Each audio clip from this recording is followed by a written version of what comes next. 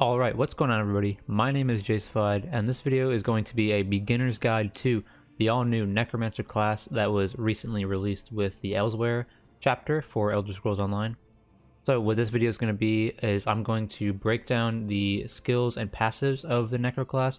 I'm also going to go over what the best races are to choose when you are first building your Necromancer.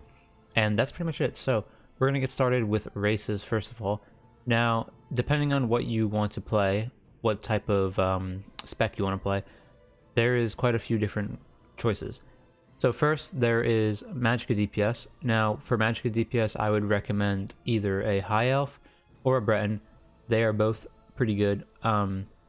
Breton would obviously have more sustain, whereas High Elf would have more spell damage. I like High Elf better because I personally feel like it does more DPS, but it's completely up to you. They're both good. The next choice would be Dark Elf. Now, Dark Elves are decent. They have the same amount of spell damage as a High Elf. However, they don't have as much Magicka. So that's another option to consider. Now, for Stamina DPS, there is pretty much only one option.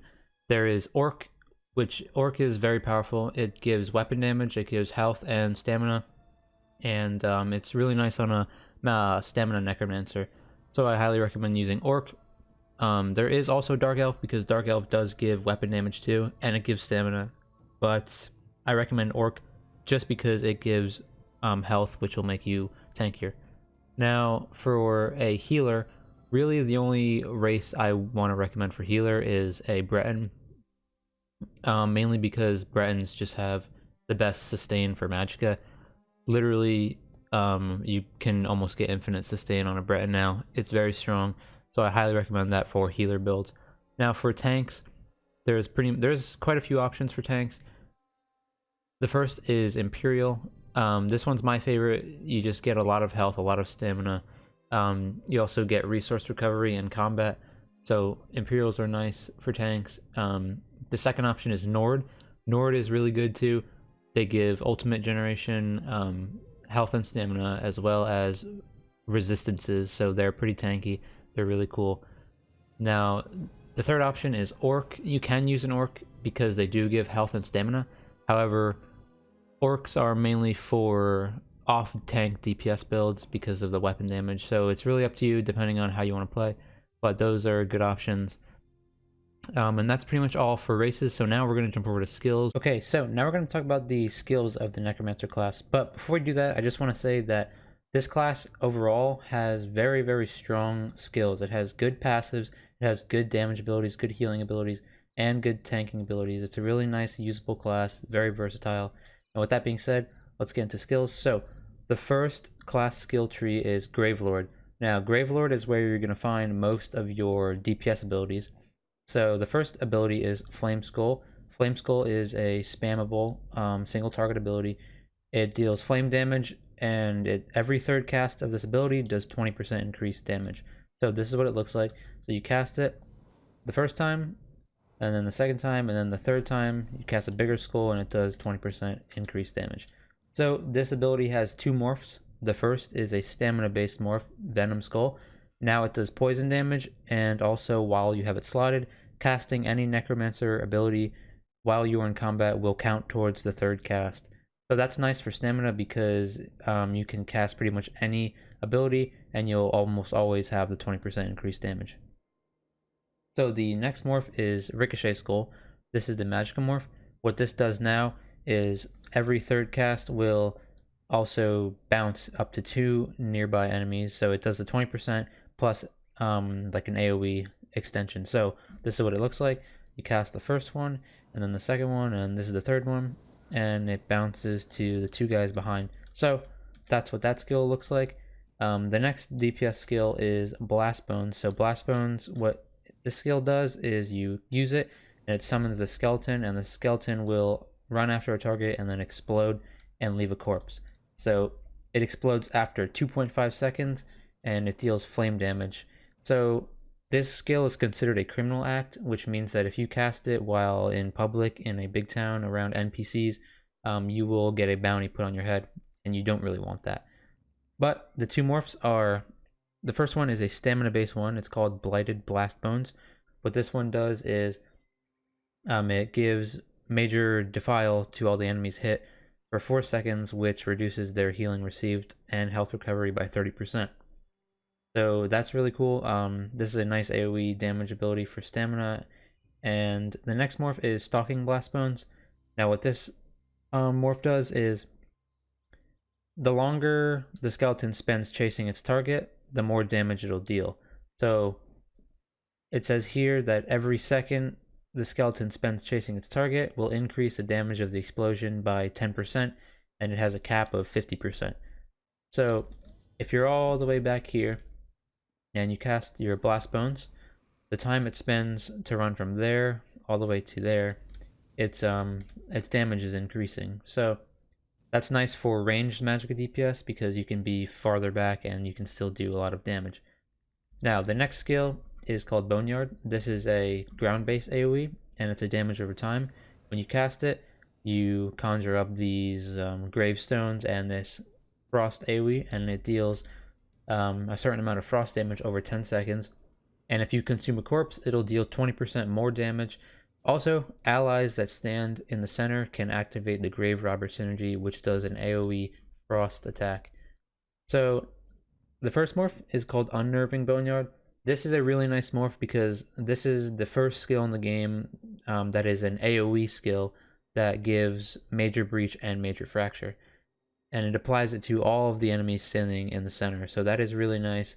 That's good for tanks. That's a really usable and utility skill. Now the next morph is called Avid Boneyard. This morph is also really, really good because this is a very strong DPS morph for both Magicka and Stamina. Mainly because now this morph lets you activate your own synergy. So you see right there, Grave Robber. I can use it. I shoot out this Frost AoE, and it also heals me. So another thing about it is it also activates the Undaunted Command passive, which will heal you, give you stamina, and Magicka. So not only does it deal a lot of damage, it also restores a good amount of resources. Now the next skill is a summon ability. It's called Skeletal Mage. What this does is you conjure up this cool little skeletal mage that fights by your side. He'll follow you around pretty close, and he stays ranged. So this is what his attacks look like. He just shoots out these light attacks from all the way back here, or he can come all the way up here. Either way, he also creates a corpse on the ground when he despawns. And the two morphs are Skeletal Archer. This one is stamina based. What it does now is it does physical damage, and each time the archer deals damage, its next attack will do 10% more damage. So the damage amps up over time. It lasts for 16 seconds, and it deals damage every 2 seconds. Same for the base morph. And now for the other morph, Skeletal Arcanist. What this one does now is the light attack will do AoE splash damage to anything standing next to the first target. So I'm going to summon him, and you'll see this lightning AoE on the ground. That's splash damage. Anything standing in there will take damage. So that is really cool. Nice little addition to that skill. Now the next and final skill is Shocking Siphon. What this does is it's a tether ability. So you have this blue AoE that does shock damage, and then you also have this tether that also does shock damage. So currently I am damaging this target skeleton just by standing here. And it does quite a bit of damage, and it lasts for 12 seconds. Also, while you have it slotted, your damage done is increased by 3%. So that's really nice. You just get a flat 3% damage increase just for having this ability slotted. Now the next morph, or the first morph rather, is Detonating Siphon. What this does is it converts to a stamina ability, does disease damage, and if the siphon lasts its full duration, it causes the corpse to explode and deal disease AoE damage to anything around it. So that's a very strong stamina DPS skill. That's the morph you would choose if you were stamina. Now Mystic Siphon is the morph you would choose if you're a Magicka. This, what it does now is it restores a certain amount of Magicka while you're siphoning the corpse. So that's really nice. That is the Necromancer's Magicka resource return. It helps a lot during combat, and I recommend slotting that. Now the ultimate ability, Frozen Colossus. This is a good DPS ability. It costs 225 ult, kind of high, but not too bad. What it does is you have an AoE on the ground, you place it, and a Colossus will spawn, and it'll smash the ground 3 times, once every second, and it'll deal a certain amount of frost damage. Now, each smash will apply a major vulnerability to any enemy hit for 3 seconds. Now, major vulnerability is nice because this is also one of the only ways you can get it, is through the ultimate. And if you have a few Necromancers in group, you can use these ultimates sort of like a chain, and you'll have a pretty good uptime on major vulnerability. So it has 2 morphs. The first is a stamina-based morph. Now the Colossus will do disease damage, and the damage will amp up over time. That's nice. The second morph is Glacial Colossus. This is the Magicka-based morph. What it does now is the final smash will stun all of the enemies hit. And I'll show you what this ultimate looks like. So you place the AoE underneath. All of the enemies get smashed by that Colossus. They all are applied with Major Vuln, and if they were real, they would have been stunned. So that's the ultimate. Now, on to passives. The first passive is Reusable Parts. This is a good passive. When your summon abilities die, the cost of your next one is reduced by 25%. So if I use a Blast Bones, and it explodes, the cost of the next one, or the cost of my Skeletal Arcanist, or my Spirit Bender will be reduced by 25%. That is a good good passive, and that's really helpful for sustain. Now, the next passive is a very, very strong one. This is a really good DPS passive called Death Knell. What this does is it increases your critical strike chance, both your spell crit and your weapon crit, against enemies under 25% health by 10% for each Gravelord ability slotted. So the thing about DPS on a class like this is you're pretty much always going to have one of the, like all of these skills on your bar, a lot of them, because they're all, this is the main DPS tree. So currently I have 60% extra crit for having all of these slotted. Now, in execute phase on a Necromancer, that's going to put you around 100% crit, depending on your build. But for the most part, yes, it's going to put you around 100% crit. So that is really, really nice. Combined with Bloodthirster, you're going to do a lot of damage in execute. Now, the next passive is also a really good one. This is Dismember. What this does is, while you have a Gravelord ability active, you get spell and physical penetration 1500. So that is quite a lot. That is really nice for stamina DPS, because stamina DPS have a harder time of getting higher penetration, but it also allows you to take points out of your CP pen, so you're more versatile in that way. You can get more damage output. It's really, really cool. And the last passive, Rapid Rot, this is also a strong one. What this does is it increases your damage with damage over time effects by 10%. That is a lot. That is almost as much as I have in my champion points currently. So you get a free 10% damage over time damage increase just for being a Necromancer. It is a very strong passive, and overall Gravelord is really, really good for DPS. Now, the next class skill line is called Bone Tyrant, and Bone Tyrant is where you're going to find pretty much most of your tank-based abilities.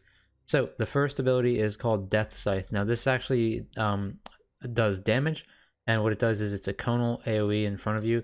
It does magic damage, and then it also heals you for the first enemy hit, and then an additional amount for each additional enemy hit, up to 5 times. So this heal scales off your max health, and this is what it looks like. So you attack an enemy, and it hits a lot of enemies, and then hitting all of them also gave me a heal. So it has 2 morphs. The first is stamina based, Ruinous Scythe. What this does now is it's physical damage, and then every third cast of the ability will set all enemies hit off balance. So that's really nice. It's a stamina heal, and it does good amount of damage. Now the next ability morph is Hungry Scythe. What this does now is you gain a heal over time. So what it says is after dealing damage, you heal for 390 health every 1 second over 5 seconds.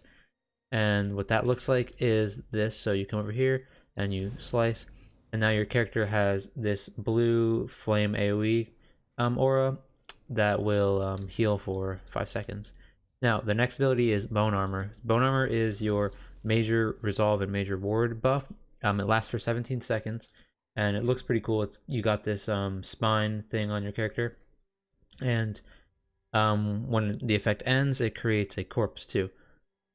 So the first morph is called Beckoning Armor, and what this morph does is while you are being attacked by ranged enemies, it pulls them into you every 3 seconds. So this is kind of the Necromancer's alternate to Dragonite Chains.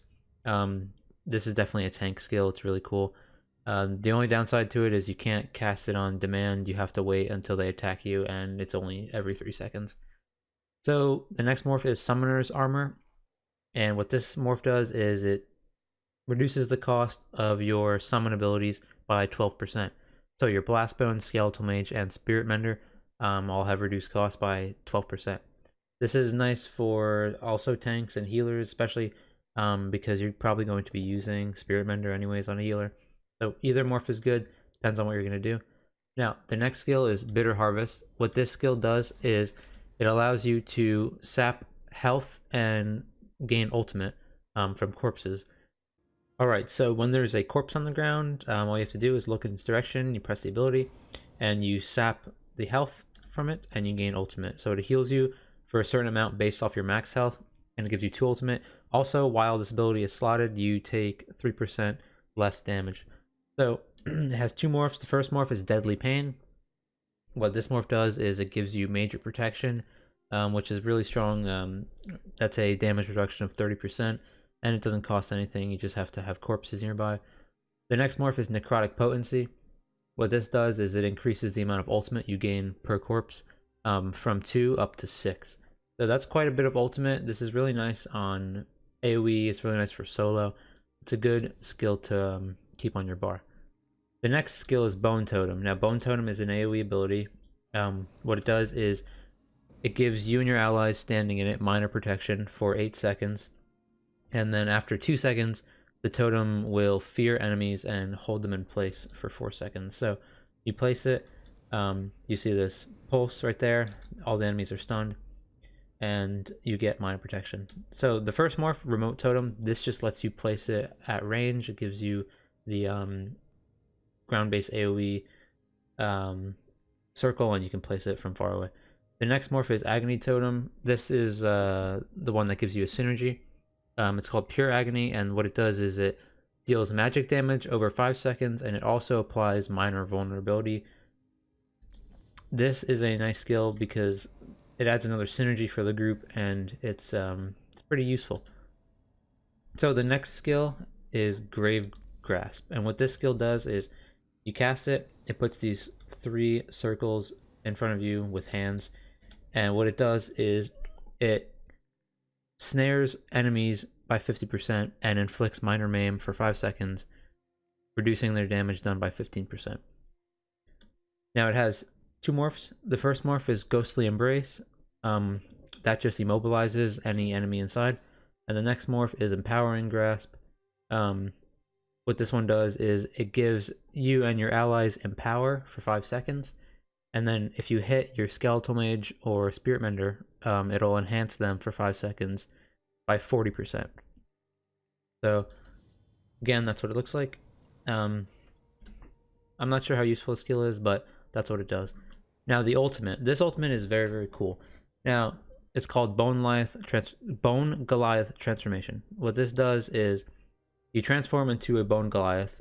Your max health gets increased by 30,000, and it lasts for 20 seconds. You also get healed for 30,000, and while you're transformed, your light attacks restore a certain amount of health, and your fully charged heavy attacks restore even more health. And that scales off of your max health. So another cool thing about this ability is when you use it and you're transformed, you actually still have access to your weapon and your skills. So you transform into this big ass cool looking Goliath.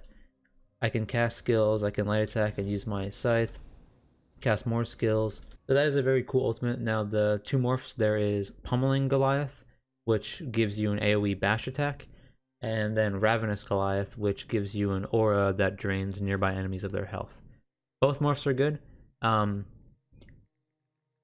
not sure which one would be better, but I would assume the AoE bash would be for DPS, and then this one would be for tank, but either way.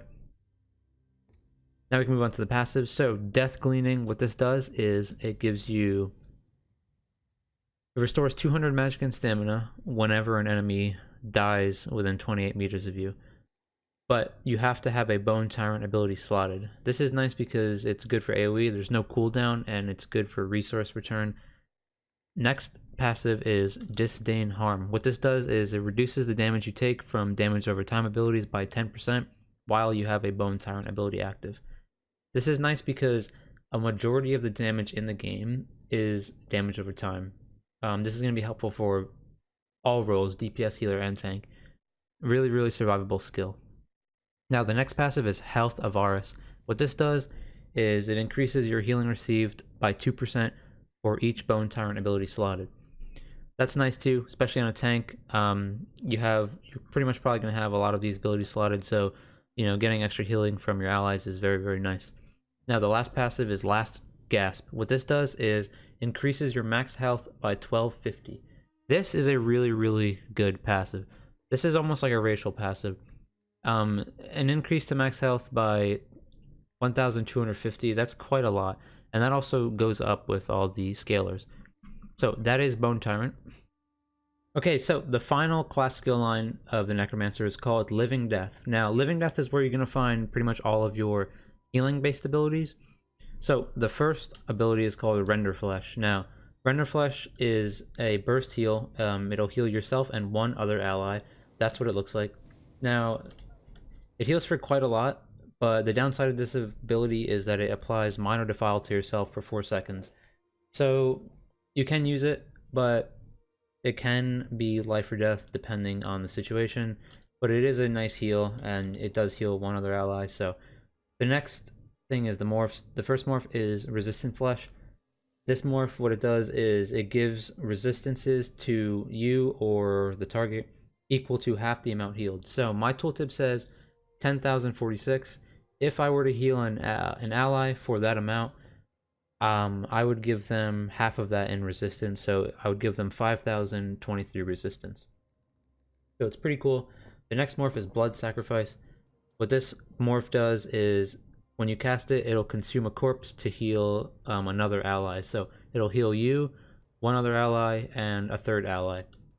So both good morphs. I'm not sure which one's better, but the next skill is Expunge. Now what Expunge does is it is a cleanse ability. So if I cast this skill and give myself Minor Defile, I can cleanse it off myself using Expunge. Now Expunge is an ability that costs health, and it removes up to 2 negative effects from yourself. Also, while it's slotted, the cost of all of your abilities is reduced by 3%. Now that affects every single ability from class all the way down to Alliance War.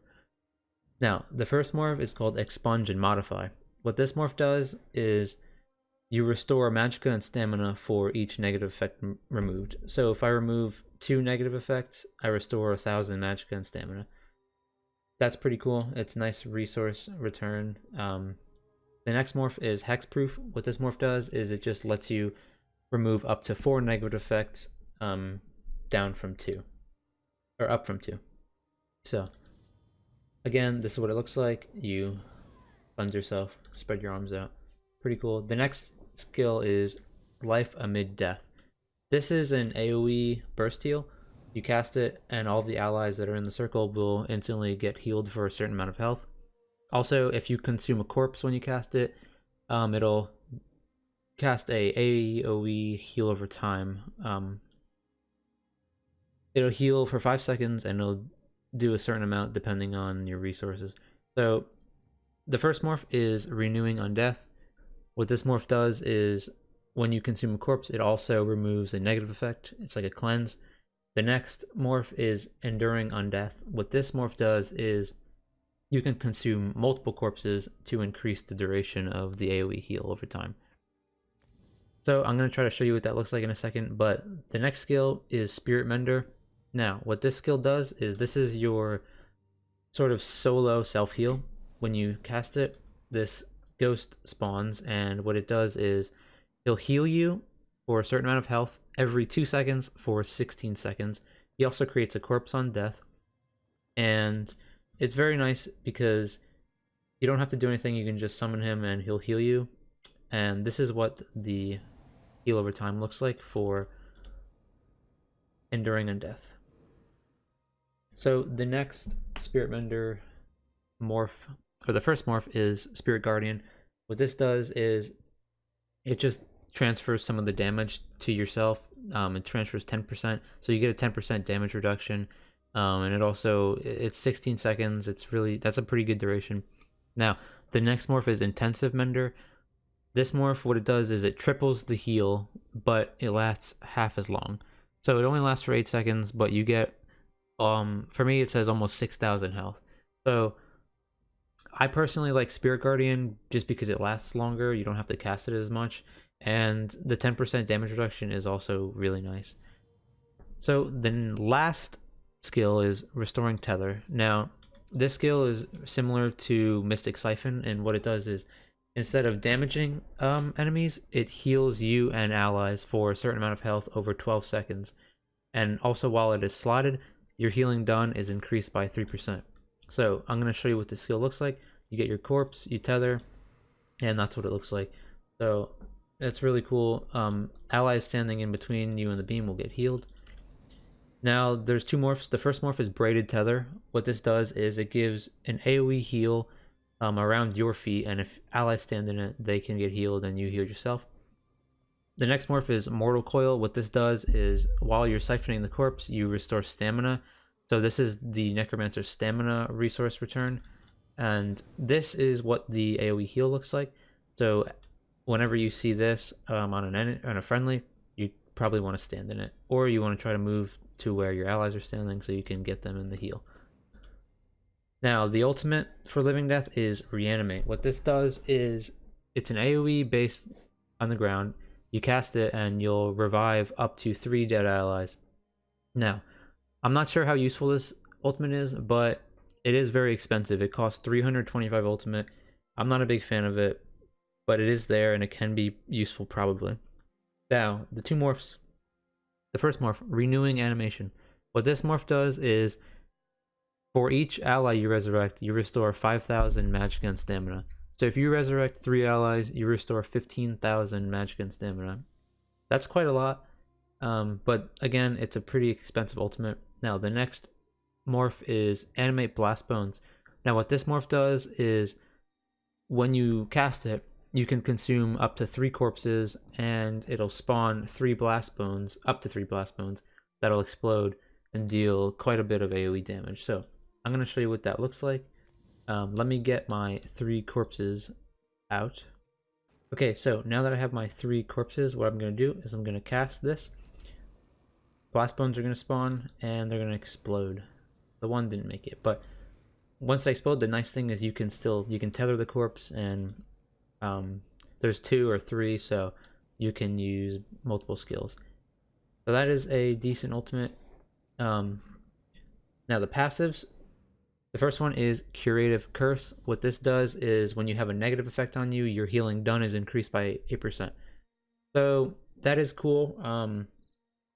I guess if you have a dot or a debuff on you, you'll do more healing. So it's not a bad passive, but generally you're probably going to cleanse yourself anyways.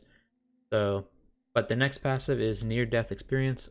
What this one does is, while you have a Living Death ability slotted, your critical strike chance with all healing abilities is increased by up to 20% in proportion to the severity of the target's wounds. So this one doesn't really make any sense, but pretty much what it is when you have a Living Death ability on your bar, your critical strike chance with any healing ability in the game is increased up to 20%, depending on how low health your allies are.